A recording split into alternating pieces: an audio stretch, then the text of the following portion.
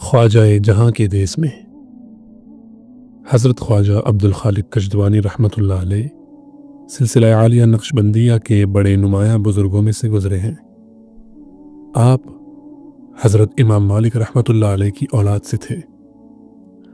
آپ کو اللہ تعالیٰ نے اتنی قبولیت عطا فرمائی تھی کہ لوگ خواجہ جہاں کے لقب سے پکارتے تھے۔ آپ کو حضرت خضر علیہ السلام نے ایک سبق تلقین فرمایا تھا جو ہمارے سلسلے کا مکھن کہلاتا ہے، اور اس کا نام تحلیل خفی یعنی حبس دم کا ذکر ہے۔ آپ کے 6 کلمات سلسلہ عالیہ نقشبندیہ کی بنیاد بنے ہیں: خلوت در انجمن، سفر در وطن، نظر بر قدم، ہوش در دم وغیرہ اصطلاحات آپ نے جاری کی۔ کتاب میں یہاں پر جو حبس دم کا ذکر بتایا گیا ہے یہ اس نقشبندی سلسلے کا 8واں سبق ہے، اور یہاں پر جو اصطلاحات نقشبندیہ کی بات ہوئی ہے اس پر حضرت پیر صاحب نے تفصیلی بات کی ہوئی ہے۔ انشاءاللہ اس کی بھی لنک یا تو کمنٹس میں یا تو ڈسکرپشن میں آپ کو مل جائے گی۔ اب یہاں سے بات حضرت پیر صاحب کی شروع ہوتی ہے۔ ہم لوگ دن کے 1 بجے گجدوان پہنچے۔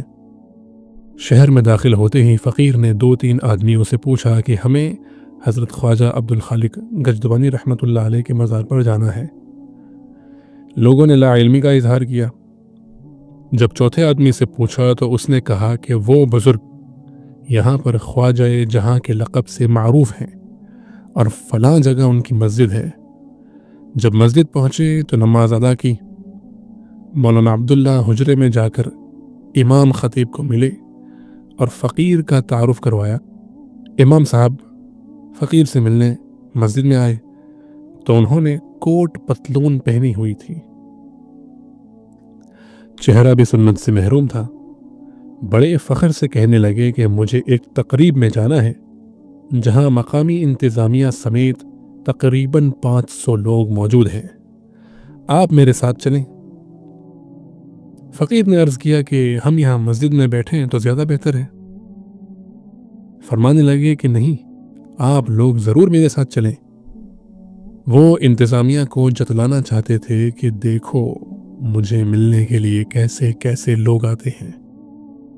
خطیب صاحب کے اصرار کو دیکھتے ہوئے فقیر نے ساتھ جانے کا ارادہ ظاہر کیا۔ ایک بڑے ہوٹل کے سامنے کی وسیع و عریض جگہ پر لوگ ٹولیوں کی شکل میں کرسیوں پر بیٹھے ہوئے تھے۔ پینے پلانے کا سلسلہ چل رہا تھا۔ نیم عوریاں لباس میں روسی لڑکیاں لوگوں کو جام پہ جام بھر کر دے رہی تھی، اور درمیان میں ایک مائک کا بندوبست تھا جس پر چند لوگ موسیقی بجا کر گانا گا رہے تھے۔ فقیر نے خطیب صاحب سے کہا کہ ہم لوگوں کا اس محفل سے کیا واسطہ، ہمیں واپس جانے دیں، مگر خطیب صاحب اپنی ضد پر قائم رہے اور ہمیں مشکل امتحان میں ڈال دیا۔ ابھی کھڑے کھڑے یہ باتیں ہو ہی رہی تھی کہ اللہ تعالیٰ کی مدد ظاہر ہوئی۔ گانے بجانے کی آواز بند ہو گئی اور ایک صاحب نے خطیب صاحب کو آواز دے کر کہا کہ آپ کے ساتھ آنے والے لوگ اگر کچھ کہنا چاہیں تو مائک پر تشریف لے آئے۔ فقیر ذہنی طور پر اس کے لیے تیار تو نہیں تھا، مگر دل میں خیال آیا، میر جمع ہے احباب درد دل کہہ لے، پھر التفات دل دوستہ رہے نہ رہے۔ فقیر نے مائک پر آ کر خطبہ پڑھا اور عربی زبان میں بیان شروع کیا۔ مولانا عبداللہ ترجمانی کر رہے تھے۔ فقیر نے سامعین کو بتایا کہ آپ کے شہر میں خواجہ جہاں جیسی عظیم ہستی گزری ہے، ان کی زیارت کے لیے ہم لوگ ہزاروں میل کا سفر کر کے آئے ہیں۔ یہاں سے بات چلتے چلتے اہل اللہ تک پہنچی اور پھر محبت الہی کا موضوع چل نکلا۔ مضمون ایسا بن گیا کہ گویا حاضرین محفل پلک جھپکے بغیر فقیر کو دیکھتے چلے جا رہے تھے۔ سب ٹولیوں کے رخ فقیر کی طرف مڑ گئے۔ راستہ چلنے والے لوگ بھی کھڑے ہونے لگ گئے، ٹریفک بند ہو گئی، خاموشی ایسی تھی کہ جیسے ہوا بھی بند ہو گئی ہو۔ فقیر کی آواز گونج رہی تھی، قرآن اپنا اثر دکھا رہا تھا، حاکم وقت ایسی توجہ سے بات سن رہا تھا جیسے اسے کوئی افسر کسی بات پر بریفنگ دے رہا ہو۔ فقیر نے تقریباً آدھا گھنٹہ بیان کر کے دعا کروائی تو ہر طرف سے سلام و پیام کی آوازیں آنے لگی۔ انتظامیہ نے اپنی روایت کے مطابق فقیر کو ایک خوبصورت پوشاک بھی پہنائی۔ خطیب صاحب کو بھی ہر طرف سے واہ واہ ملی تو ان کا رویہ فقیر کے ساتھ بھی اپنوں جیسا ہو گیا۔ فرمانے لگے کہ آپ لوگ میرے گھر پر قیام فرمائیں گے۔ خفیہ ایجنسی کی ہیبت۔ رات کا قیام امام صاحب کے گھر پہ رہا۔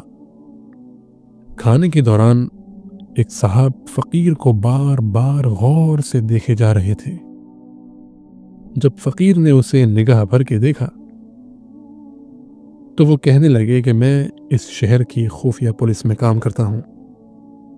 آپ نے آج کے بیان میں لوگوں کو بہت متاثر کیا، میں کچھ وقت آپ کے ساتھ رہوں گا۔ کھانے کے بعد کچھ دیر سلسلہ عالیہ کے بزرگوں کے متعلق بات چیت ہوتی رہی۔ رات 12 بجے محفل برخاست ہوئی تو ہم لوگ نیند کی آغوش میں چلے گئے۔ اگلے دن نماز جمعہ کا خطبہ فقیر نے دیا۔ خطیب صاحب نے تقریباً آدھا گھنٹہ فقیر کا تعارف کرانے میں لگایا۔ جمعہ کے بعد لوگ بیعت کے لیے اکٹھے ہو گئے۔ مجمع کے لوگ خائف سے نظر آ رہے تھے، یعنی ڈرے ہوئے تھے۔ جب فقیر نے مولانا عبداللہ سے پوچھا کہ یہ کیا معاملہ ہے تو انہوں نے اشارہ کیا کہ خفیہ پولیس کے اس آدمی کی وجہ سے۔ جب فقیر نے دیکھا تو وہی رات والا آدمی بیٹھا ہوا تھا۔ فقیر نے اس کو اشارہ کر کے اپنے قریب بٹھا لیا۔ جب اہل محفل نے دیکھا کہ وہ صاحب فقیر کے قریب آ کر بیٹھ گئے تو ان کا خوف دور ہو گیا۔ ہمیں بھی پہچانو۔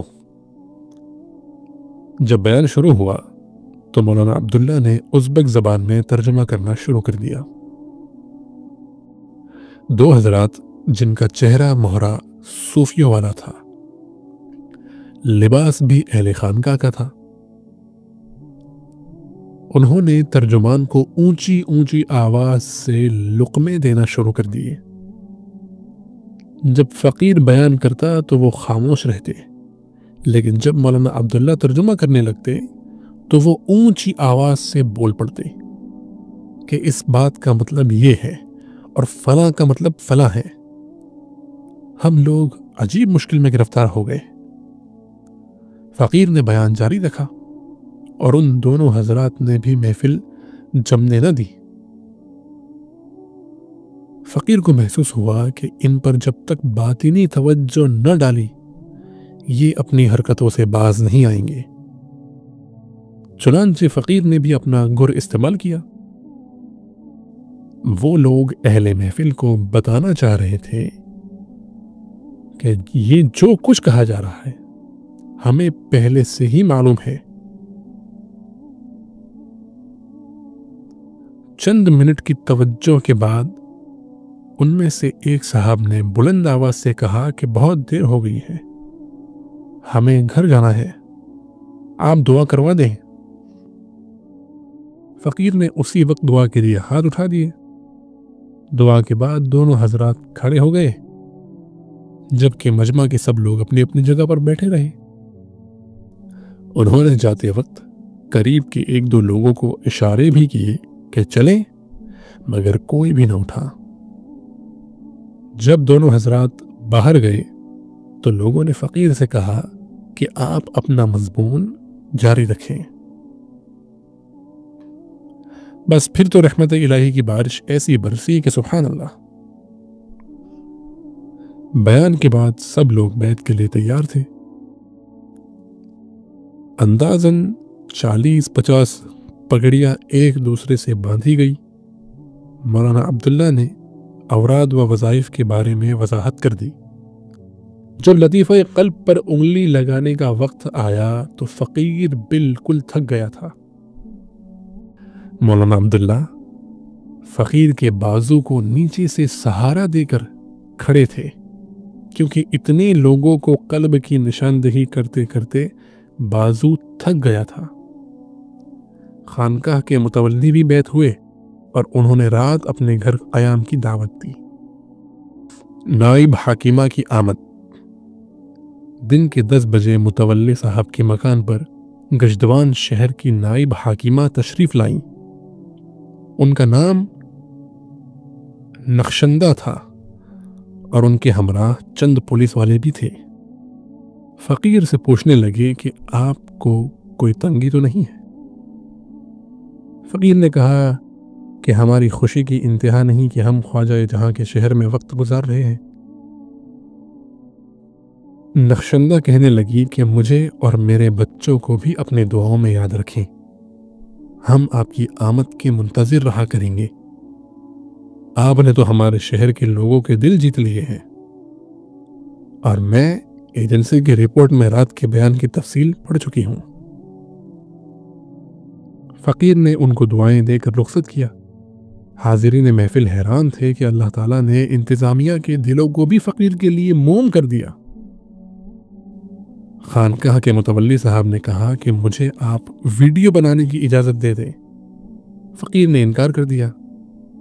پھر انہوں نے کہا کہ آج دوپہر کا کھانا ایک نہایت سرسبز و شاداب جگہ پر کھائیں گے، جہاں نیچے نہر بہتی ہے اور درختوں کی شاخیں اوپر پھیلی ہوئی ہے۔ وہیں نہر کے کنارے قیلولہ کریں گے۔ فقیر نے کہا بہت اچھا۔ چنانچہ دوپہر کے کھانے سے پہلے نہر میں کپڑوں سمیت غسل کیا۔ تیرتے وقت اپنے کالج کا زمانہ یاد آ گیا۔ پھر کھانا کھا کر قیلولہ کیا۔ بعد ازاں عصر کی نماز کے لیے مسجد میں آ گئے۔ حضرت گل بابا سے ملاقات۔ نماز عصر کے بعد تقریباً 15 آدمیوں کی ایک جماعت بلخ سے ملنے کے لیے آئی۔ حضرت گل بابا ان کی ترجمانی کر رہے تھے۔ سب حضرات کو بیعت کے بعد وظائف بتا دیے گئے۔ حضرت گل بابا نے مشاربات تک کے اسباق کسی شیخ سے پہلے طے کیے ہوئے تھے، اب وہ بھی تکمیل کے لیے بیعت ہوئے۔ ان کا پرانوار چہرہ دیکھ دیکھ کر فقیر کو خوشی ہو رہی تھی۔ فقیر نے مولانا عبداللہ سے کہا کہ اس شخص نے یہ نورانی چہرہ کیسے بنایا ہوگا؟ بیعت ہونے کے بعد حضرت گل بابا نے کہا کہ جتنا وقت آپ یہاں پر ہیں میں آپ کی صحبت میں رہنا چاہتا ہوں۔ فقیر نے جواب دیا کہ ہمیں تو رات کے وقت بخارا پہنچنا ہے، تھوڑی دیر میں ہم جانے کے لیے تیار ہیں۔ حضرت گل بابا کی آنکھوں سے آنسو روا ہو گئے اور انہوں نے بڑی حسرت سے یہ شعر پڑھا: حیف در چشمے زدن صحبت یار آخر شد، بوئے گل سیر ندیدم و بہار آخر شد۔ یہ فارسی شعر ہے، ہو سکتا ہے کہ پڑھنے میں غلطی ہوئی ہو، لیکن اردو ترجمہ اس کا یہاں پر لکھا ہوا ہے کہ افسوس پلک جھپکنے میں دوست کے ساتھ مل بیٹھنے کا وقت ختم ہو گیا، ابھی تک ہم نے سیر ہو کر پھولوں کا چہرہ بھی نہیں دیکھا تھا کہ بہار کا موسم ختم ہو گیا۔ شکار کرنے کو آئے۔ جب ہم گجدوان کی جامع مسجد سے نکلنے کے لیے تیار تھے تو پولیس کے ایک بڑے افسر ملنے کے لیے تشریف لائے۔ سب لوگوں کے سامنے بتانے لگے کہ کل آپ کے بیان میں ہم اس لیے آئے تھے کہ اگر آپ کوئی سیاسی بات کریں گے تو ہم آپ کو گرفتار کریں گے۔ اتنے زیادہ لوگ آپ سے بیعت ہوئے کہ انتظامیہ گھبرا گئی۔ متولی صاحب نے یہ سن کر کہا کہ آج مجھے بازار میں کوئی ایسا شخص نظر نہیں آ رہا تھا جو ان بزرگوں سے بیعت نہ ہوا ہو۔ ان پر اللہ تعالیٰ کا بڑا ترس ہے۔ پولیس افسر نے کہا کہ ہم پیچھے رہ گئے ہیں، ہمیں بھی اپنا شاگرد بنا لیں۔ فقیر نے پولیس والوں کے قلوب کی نشاندہی کر کے انہیں بھی ذکر و مراقبہ کی تلقین کی۔ اس کے بعد وہ پولیس افسر فرشی سلام کر کے رخصت ہوئے۔ فقیر نے متولی صاحب سے پوچھا کہ یہ کون ہے؟ کہنے لگے کہ یہ ہمارے شہر کے سپرنٹینڈنٹ پولیس ہے۔ فقیر نے کہا شکار کرنے کو آئے، شکار ہو کے چلے۔ وزیر کی فقیر سے ملاقات۔ کشدوان سے روانہ ہو کر ہم مسجد امام بخاری پہنچے۔ عین اسی وقت ملیشیا کے وزیر خارجہ بھی آئے ہوئے تھے۔ انہوں نے فقیر کو دیکھا تو قریب آ کر سلام کے بعد دعاؤں کے لیے کہا۔ فقیر نے سب حاضرین محفل کے لیے دعا مانگی۔ مولانا جان محمد صاحب نے رات کے کھانے میں بتایا کہ بعد میں وزیر صاحب کہنے لگے کہ اس شیخ کو دیکھ کر دل کو عجیب سا سکون ملا ہے۔ فقیر نے کہا مولانا، اسی سکون کی پوڑیا کی تلاش میں ہی امیر لوگ فقیروں کے دروازے پر آتے ہیں۔ اس کے بعد مولانا جان محمد صاحب کے ہمراہ حضرت تیشا بابا کی خانقاہ میں پہنچے۔ وہ شاہین زیر دام آیا۔ رات کو حضرت تیشا بابا نے پھر اپنے خاص کمرے میں فقیر کو سلایا اور خود باہر دروازے پر بیٹھ کر رات گزاری۔ فقیر کو نیند نہیں آ رہی تھی۔ ایک مرتبہ باہر نکل کر حضرت تیشا بابا سے درخواست کی کہ آپ مہربانی فرما کر کسی کمرے میں آرام فرمائیں۔ حضرت تیشا بابا زار و قطار رونے لگے کہ مجھے قسمت سے یہ سعادت ملی ہے، آپ مجھے اس سے محروم نہ فرمائیں۔ فقیر خاموشی سے واپس کمرے میں آ کر لیٹ گیا۔ رات کو تہجد کے نوافل ادا کرنے کے بعد حضرت تیشا بابا فقیر کے سامنے اس طرح دو زانوں بیٹھ گئے کہ گھٹنوں سے گھٹنے مل رہے تھے۔ حدیث جبریل میں ہے کہ حضرت جبرائیل علیہ السلام بھی نبی علیہ السلام کے سامنے اسی طرح ادب سے بیٹھے تھے۔ حضرت تیشا بابا فرمانے لگے کہ حضرت آپ مجھ پر توجہ فرمائیں۔ فقیر نے انہیں مراقب ہونے کے لیے کہا اور پھر کچھ دیر اللہ اللہ کیا، حتیٰ کہ حضرت تیشا بابا مراقبے کے دوران ہی فقیر سے لپٹ گئے۔ لگتا تھا کہ ان کی آنکھوں سے آنسو کے چشمے بہہ رہے تھے۔ نماز فجر کے بعد حضرت تیشا بابا نے مولانا عبداللہ کو بتایا کہ مجھے 60 سال سے اہل اللہ کی محافل میں بیٹھنے کی سعادت میسر رہی ہے، مگر اس شیخ کی توجہ نے وہ کام کر دکھایا جو بہت مشکل تھا۔ پھر فرمایا کہ اب تو میرا انگ انگ اور رواں رواں اللہ اللہ اللہ کر رہا ہے۔ دن میں حضرت تیشا بابا نے حاضرین محفل کو اپنی تجدید بیعت کے بارے میں خود بتایا۔ دوشنبے سے وفد کی آمد۔ اگلے دن حضرت تیشا بابا کے گھر 15 نوجوانوں کا ایک وفد دوشنبے تاجکستان سے آیا۔ جب ان سے ملاقات ہوئی تو اٹھتی جوانیوں کی پیشانیوں پر نور نظر آیا۔ امیر جماعت نے بتایا کہ ہم لوگ اپنے ملک سے اس لیے چلے تھے کہ مختلف مشائخ کے مزارات پر حاضری دیں۔ جب شاہ نقشبند رحمۃ اللہ علیہ کے مزار پر قصر عارفہ پہنچے تو وہاں کے مؤذن نے ہمیں بتایا کہ ایک نقشبندی شیخ آئے ہوئے ہیں جن کو دیکھنے سے دل کی گرہ کھل جاتی ہے۔ ہم اس کی باتیں سن کر تڑپ اٹھے۔